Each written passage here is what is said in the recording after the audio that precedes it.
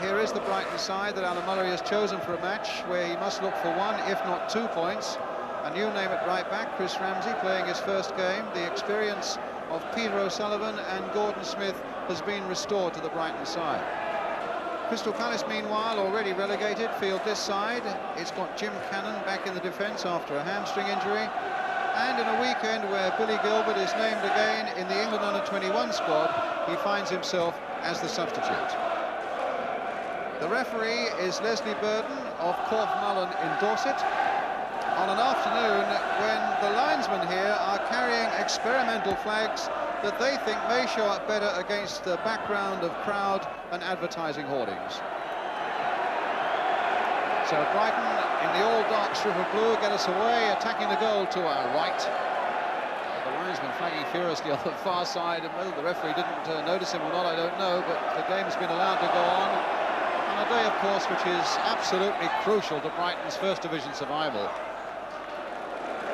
In fact, they've won only 2 of their last 15 games, and that really is the crux of their problem. Palace, who won last week, beating Birmingham 3-1, their first win since December, and that's why they've been relegated.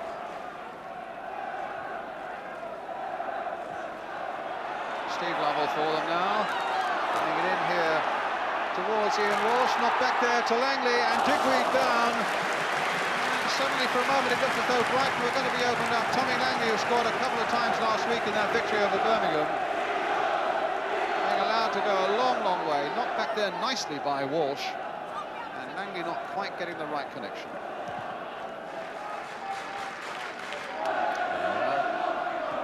Ramsey trying to get within tackling distance of him. Brooks playing that through there for Langley.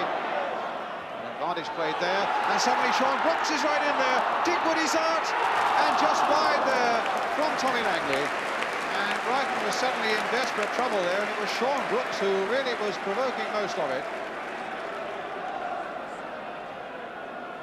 Couldn't quite get it over Digweed, who came out quickly, and Langley, who followed up, as you can see, hit the ball boy instead of the goal.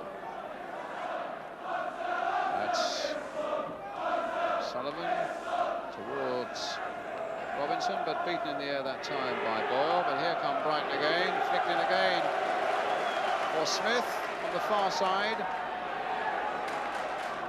Gary Williams floating a good cross in there. Price has got to get up to it, but it was Gregory, and in the end it was Smith!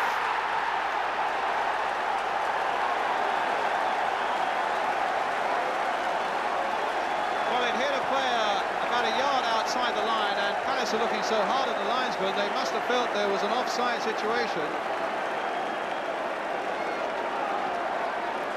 Smith, who side-footed that in there, and then it's flicked in, though, by Gregory.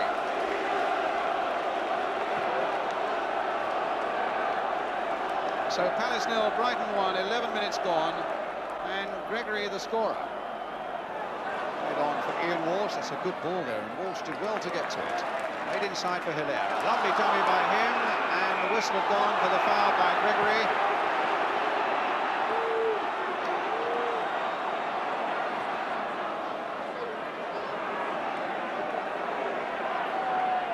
And it's a Palace free kick.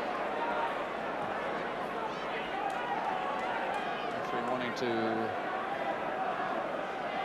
complete a bit of advice that he was giving to John Gregory before he allows his free kick to be taken. Palace have got a few people forward from the back. Boyle, Cannon and Hinshelwood all there on the far side. Sean Brooks there curling a good one in on the far side, and Digweed saved well. And Robinson with a chance to get this away, but Brighton were very, very nearly beaten there by a lovely free kick and a late run, and the goalkeeper in trouble at the other end. Perry Digweed obviously stunned, and I would think the referee will want to stop this before it goes too far, with a goalkeeper in the state that he's in. In fact, it's been stopped, and already attention is on hand from the Brighton physio. And obviously Digweed is in a bit of trouble there. It was a lovely free kick that was floated in by Sean Brooks, and Boyle and Cannon were coming in on the far side. And it was Terry Boyle whose shot was saved there, or header was saved by Digweed. But Digweed was injured in the process.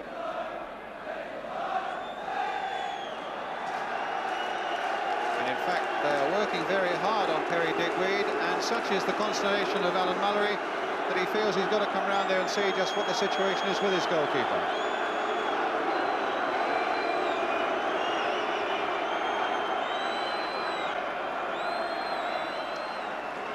Well, this is how it happened, as Terry Boyle quite legitimately came in there seeking the ball, and sadly for Perry Digweed, hitting him. Well, a delay of a couple of minutes there while they put Digweed to rights, former Fulham player. And again going on with a drop ball, and I would have thought, of course there's no sentiment in this game, I would have thought that the one thing that Palace will want to do now is to pepper the Brighton goalkeeper with as much as they possibly can. So Horton with the free kick for Brighton.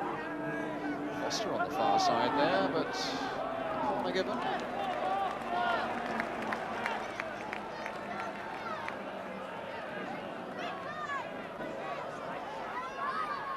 Williams, Smith, now Horton, played in for Smith again. Looks promising this, Foster, and nodded off the line there.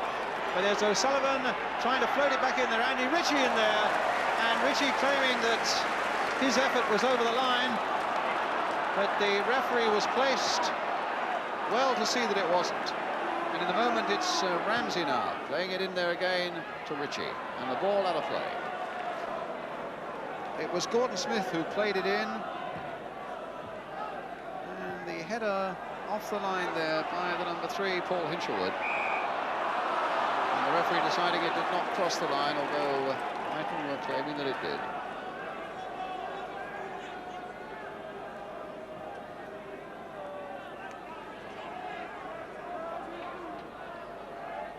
So Horton again with the free kick for Brighton. Again, Foster up on the far side, again getting a good header in there. Oh, and Palace all over the place there. That's not the first time today, and in the end they were lucky to get a goal kick. And there certainly was a suggestion of handball at the start of that melee, as Horton floated this one in. And Foster again up so well. I think the handball came in there, but Jim Cannon got away with it. Well, they haven't looked that good when it's actually got into the penalty area, Palace. Some of their approach work has been quite promising, and you feel that if they just get that right, then people like Langley and Walsh could cause quite a few problems for Brighton this afternoon. But Brighton are still leading 1-0.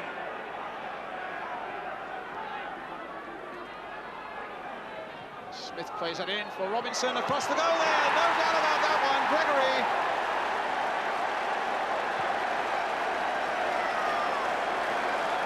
Oh, Palace were like statues in defence there, as that went right across their 6-yard line, and John Gregory scores his 2nd goal of the game.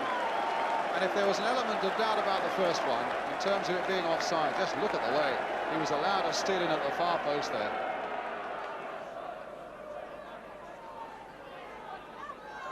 So Hilaire with his corner for Palace. And it's floated high there towards Terry Boyle, but Foster again winning it well in the air for Brighton. Finding Andy Ritchie.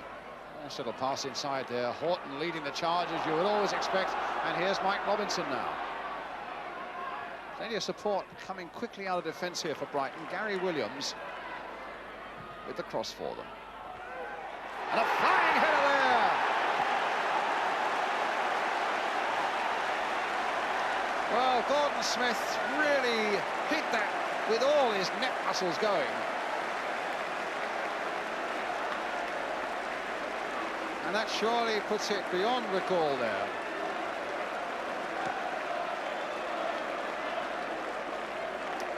Crystal Palace 0, Brighton 3. And Gordon Smith. It really was a tremendous header.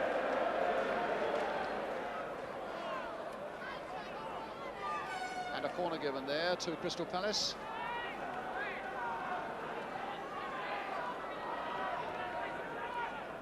Basson now for Crystal Palace. Wanting Langley to go for this one. He's got all the time in the world to cross it in. Hilaire! And well saved by Digweed.